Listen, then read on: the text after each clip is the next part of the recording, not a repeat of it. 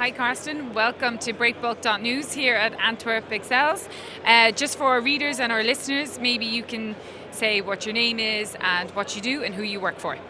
Yeah, my name is Carsten Wendt. I'm working for Wallenius Wilhelmsen. I'm based in Bremen and I'm heading the high and heavy breakbulk department and also being part of the global industrial account development team.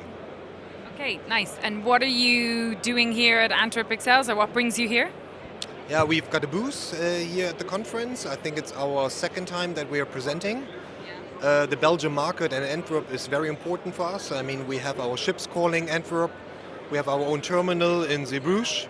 So for us, the market here is super, super important. And I mean, it's just great to connect with the industry leaders, customers, after a long, long time where we couldn't do it. And in the coming few months or years, what do you see as the biggest opportunities for the breakbulk, project cargo, project logistics sector? Yeah, I mean, we're seeing a lot of changes happening in our industry. The world keeps surprising us and keeps changing all the time. What I can see is that the renewable energy will become even more important going forward. When you look at what countries are doing, they are shutting down nuclear power plants or getting rid of coal-fired power plants or getting rid of gas-fired power plants. So you have to replace that source of energy somehow. And I would say many countries these days are looking for windmills. I think in Germany alone there's huge investments to be planned in the North Sea and the Baltic. So that's certainly a field where we in this industry will benefit from. So you have the vessels that can carry renewables, offshore equipment? Unfortunately not. So we are a RoRo line, so RoRo ships are not suitable for carrying, let's say, large turbines and blades, but we are quite active in transporting the pre-manufactured goods. So it's like, so what happens to be in a cell eventually, so it's like a factory transport, and there we are quite active. So there will be a piece of the cake for us also in this segment.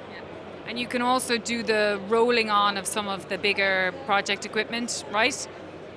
Yes, we have about 7,000 units of equipment in our fleet, ranging from smaller Murphy trailers all the way to heavy lift Samsons. And we can carry up to 220 tons on those heavy lift Samsons and on our vessels. And if this goes even higher, we can employ SPMTs, self-propelled modular transporters, and our vessels can take up to 400 tons in net weight. So we have ships with a ramp capacity of about 500 tons. So we're quite suitable equipped for this. And do you have any new build projects on the go?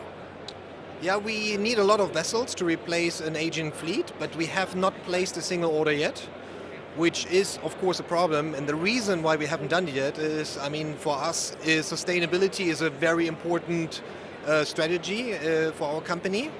And at the moment, we have not found the right propulsion system yet.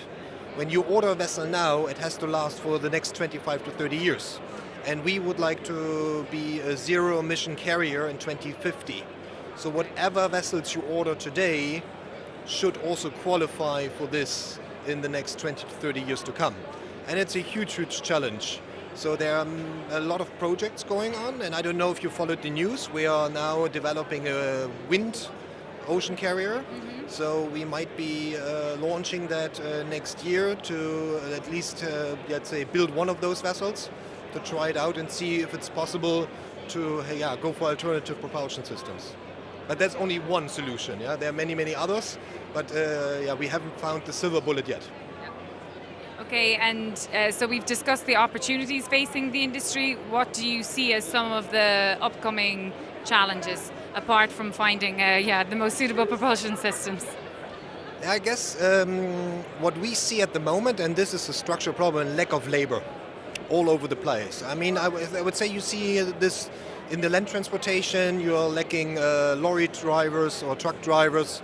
And we at the moment see a lack of port workers in European ports, but also in ports all over the world.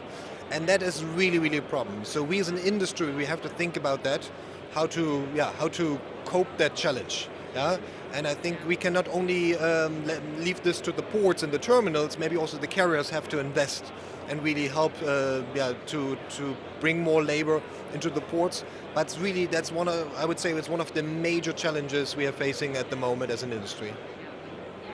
And last question, we're asking a lot of people about social media platforms. What social media platforms do you use personally, and do you use as a company? And do you see any new, more progressive social media platforms coming up?